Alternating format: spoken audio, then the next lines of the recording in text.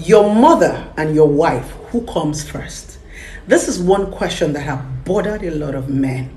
Many men do not know whether to put their wife or their mothers first. My name is Okoro Blessing in Kiroka, and I'm popularly known as Blessing CEO, your #1 relationship therapist in Africa. I'm about to answer that question that is bothering you. Who am I supposed to put first when I get married? Do I put my wife? Do I put my mother? A lot of women are also competing with their mother-in-laws. I'm the wife now, so you have to put me first. The first thing is that question is a foolish question, because the love you have for your wife and the love you have for your mother is entirely different. As a man, when you get married, we assume that you are matured. So you must understand what is called priority. Priority gives you that sense of responsibility to know what to do for both parties, your mother and your wife. You don't need to start to compete on who to put first or who not to put first. It's a different kind of love. The love is different. The love you have for your wife is not the love you have for your mother, because you're having sex with your wife and you're not having sex with your mother. First of all, that question is not even supposed to come up if you are married to a good woman. Because any woman that decides to marry you should be able to accommodate your mom. Any woman as a man you're getting married to that cannot accommodate your mother should not marry you, because your mother is part of you. Your mother is family. Your mother is blood. You have some traits of your mother. Your mother is the one that brought you up. So a woman must be ready to accommodate your mother if they want to marry you, because your mother is part of you. Why do they call it family? Why do they say, okay, you're getting into a marriage? You're not going to marry just a man. You're going to marry his family. You're marrying his baggage. You're marrying everything about him. So first of all, if that question is coming up, who do I put first? There is actually a problem in that marriage. Yes, a lot of young women today have a very wrong perception. Some of them get into a marriage and say, my mother-in-law is the problem, my mother-in-law is wicked, my mother-in-law is that. And you see some women actually get into a marriage, they start to compete with a man's mother. That is what is called arrant foolishness. You do not compete with a man's mother, because the love is different, entirely different.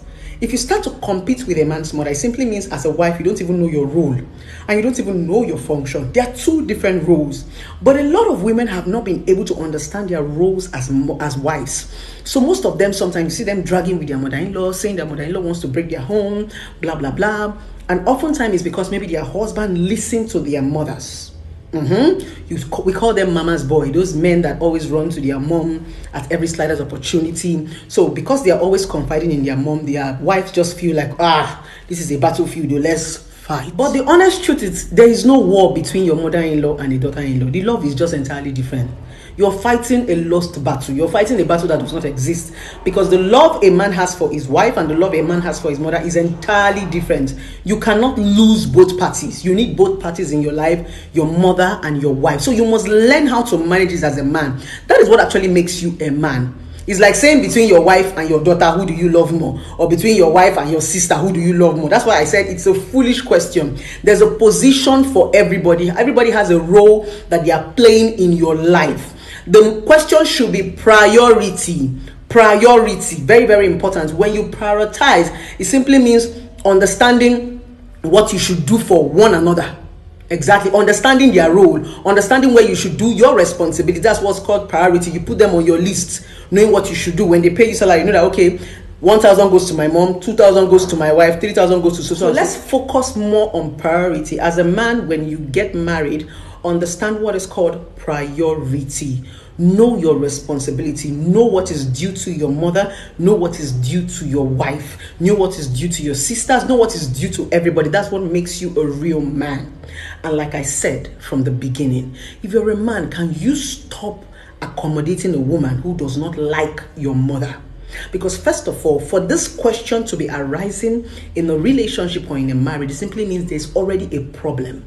When there is comparison between your wife or your mother is asking you to choose from your wife, there's already a loophole. You need to fix that loophole even before you get married to that woman, or even if you've gotten married to the woman, you need to fix it. You need to bring your mom and your wife together and make them understand that you people are not dragging anything. My wife is my wife, my mother is my mother. They cannot play the same role. My mother gave birth to me, and my wife is going to give birth to my children. So you guys are not playing the same. There's nothing to fight about. I love you both. I used to tell a lot of women, don't go into a family that the mother does not like you. I know a lot of women are stubborn. You hear them say, I love him like that. When you go into a family that the mother does not like you, it's going to be difficult. Very, very difficult. Why did I say difficult? Especially in this part of the world called Africa.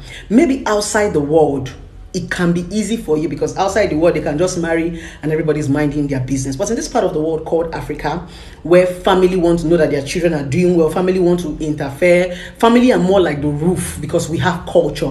So in this part of the world called Africa, if you have to marry, please, if the mother does not like you, please try and make her like you before the guy marries you, except there will be a problem. No matter how much you love a man, there will be rainy days. There will be quarrel, there will be misunderstanding. There must always be a moderator, somebody that can come between the both of you and settle problem. And when your mother-in-law like you, marriage becomes easier, marriage becomes sweeter, marriage becomes exciting. Yeah, I'm telling you. So try to make your mother-in-law like you. If you try and she does not like you, leave her son alone. Then if you try to make your mother-in-law like you and your mother-in-law does not like you, it is now your husband's responsibility to make his mother like you. Yes, your husband can actually make his mother like you, depending on the impression he has given to the mother about you. A lot of mother-in-laws don't actually like their daughter-in-laws because of perception. Maybe sometimes in their culture, something has happened in this particular state. Example, my mom don't like Edo men because I married an Edo man and the marriage did not work. So if she just hears anything, Edo, hey, no, it's just a perception. It doesn't mean Edo men are bad. So a lot of mother-in-laws actually have what is called perception. They would have heard stories, they would have had some experience that will make them say no, they'll just conclude. So it's left for the man to come and say, no, Mommy, I'm not marrying where she's from. I'm marrying her. This is what this woman has done for me. This is what the impact she has put into my life. Without this woman, you give your parents reasons. That's what a lot of people have not started doing. Many of you do not give your parents candid reasons why you want to marry who you want to marry. And you know, in this part of the world, our parents always want to feel like they are part of our life. You just hear a lot of young people shouting, I love him, and I'll marry him. Let him go. No, that is not enough. Because our parents still see us like kids. Love is not enough. A lot of our parents are looking out for us. Give your parents good reasons. Mom, this is the reason why I want to marry this girl. While I was in school, she was the one that assisted me. While I was breaking down in my job, she sourced for me. Even if your mother is a witch, she's going to love the girl because she understands that the girl have put in an impact in your life. It's not just love. So if you give your parents candid reasons why you're actually marrying that person, they will come around to love them. But the problem now is, a lot of you don't even know why you're getting married. That is the issue. So because you don't even know why you're getting married, you don't even know what to tell your parents when you want to get married to these people. So that is where your sense of responsibility and work comes in. Why are you getting married to the person you're getting married to? Why are you looking at me? Why are you getting married to the person? Love is not enough. Give us a more candid reason. So if you want your parents to love the person you're getting married to, you need to give them a more candid reason more than I love them and I love them. No, there should be an impact in your life. Let your parents be able to see the value the person is bringing into your life. Let your parents be able to see that person through your eyes, that you are safe with that person. The person is taking you to the next level. Trust me, there is no mother or any father that is going to see somebody that wants to bring progress into their child's life and they will hate the child.